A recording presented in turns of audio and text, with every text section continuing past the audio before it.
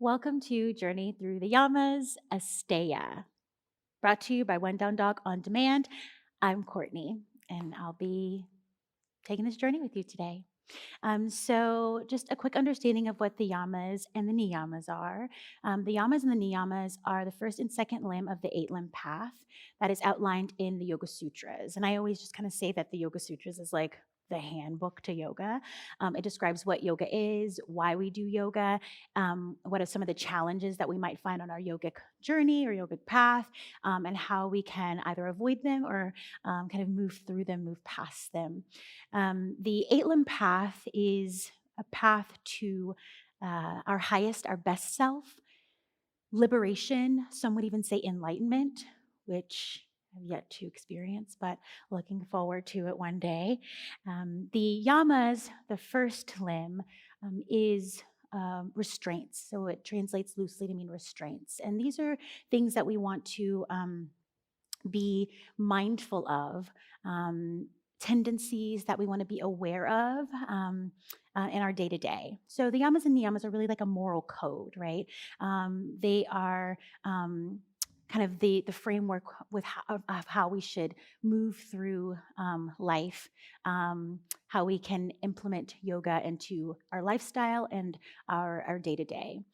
So these restraints are really kind of again things that we want to just look out for, right? And almost just be wary of, just be really, really aware of as we kind of like, move through the world.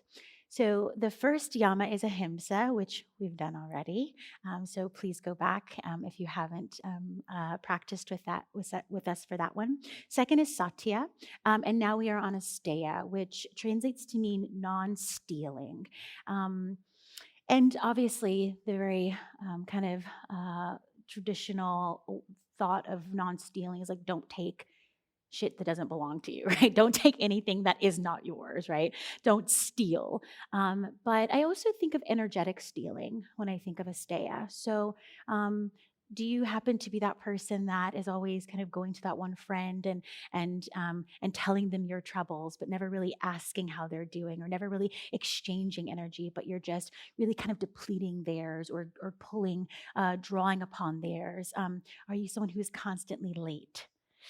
I'm guilty of that. And I'm really going to try to end on time because I want to practice Asteya, right? So, someone who kind of like just doesn't really think about how energy like exchanges, but more about how they can get more and more of it, right? So, there's a sense of entitlement that comes with this idea of stealing, right? Taking of something that perhaps you don't necessarily need in the way that you really think you do.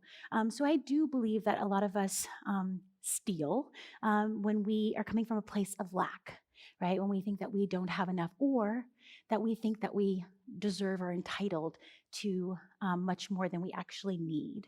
So, ways that you can practice asteya in your life is one, honoring other people, other people's energy, and other people's time. Those are two really important ways to practice asteya, and two ways that I personally work on as a daily struggle to practice asteya. When thinking about movement, so we always kind of talk about how you can practice these principles in life, but also we end with how you can embody them. So we always end with some sort of asana practice or a chant or a pranayama, just as a way to really kind of feel these practices in the body. And these are these are really short, quick, simple practices that you can do daily, especially if it's something that you are really focused on, like yama or niyama that you really want to kind of reignite your engagement with or your understanding of. But it's something you can always come back to anytime you need it, right? If you're feeling like you're just needing a little bit more clarity.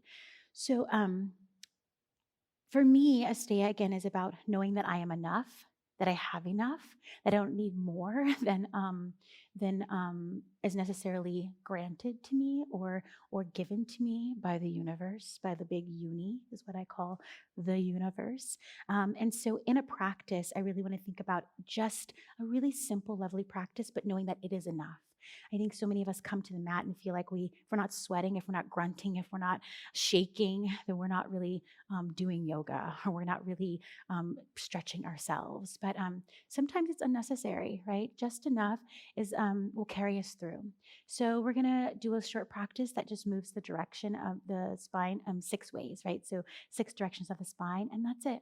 And that's Asteya, right? That's how we'll kind of practice knowing that we have enough, knowing that we are enough, knowing that we don't need to take more that is kind of presented to us out of a feeling of lack or limitation.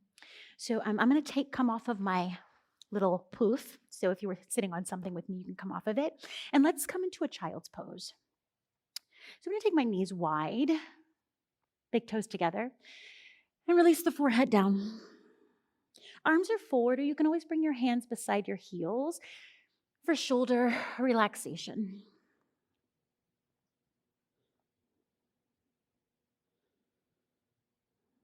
In this position, softening your belly and breathing deeply. Feeling that breath move into the back of your body as well. Feeling that breath move into your hips. And this for me is really a pose of contentment, which we'll get to.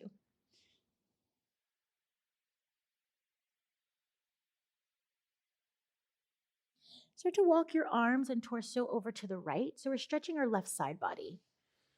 And for some of you, it might feel really good to place your left hand on top of your right hand, but don't push it, right? And that's also the idea of Asteya, right? You're going to push for something. Just kind of let it come to you.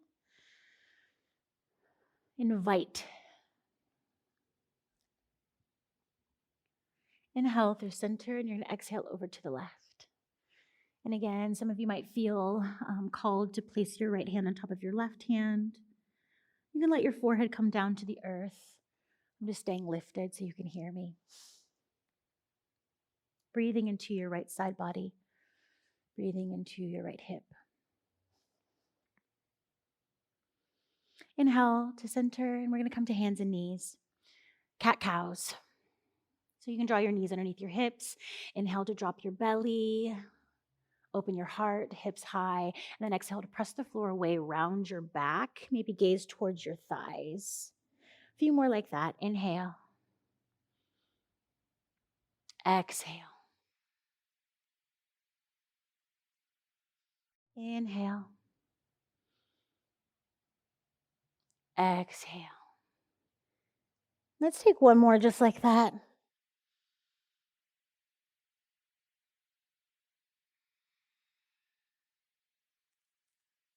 So go ahead and tuck your toes. Start to walk your hands back until you can lift your knees. And then come into a forward fold. You can sway a little bit. You can grab a hold of opposite elbows. Let your head be heavy.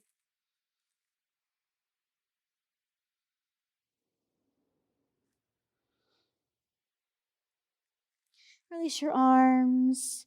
Bend your knees. Roll up your spine. Head is the last thing to lift. Inhale, reach the arms up. And then bend your elbows. Lift your heart. A little back bend. Inhale, reach up. And then as you exhale, open arm twist to the right. So a little twist. Keep pulling your left hip back. It's just enough. Inhale, arms up. And then exhale, open twist to the left, pulling your right hip back. So open arms like you're inviting all the gifts of the universe has to offer you. Inhale, arms up. Fold forward. Inhale to lengthen your spine, offer your heart. Exhale, release. We're going to walk forward into a down dog.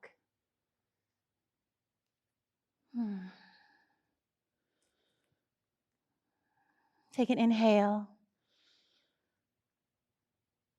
And exhale, drop your knees. You can come back into child's pose or just sit on your heels. Place your palms on your thighs.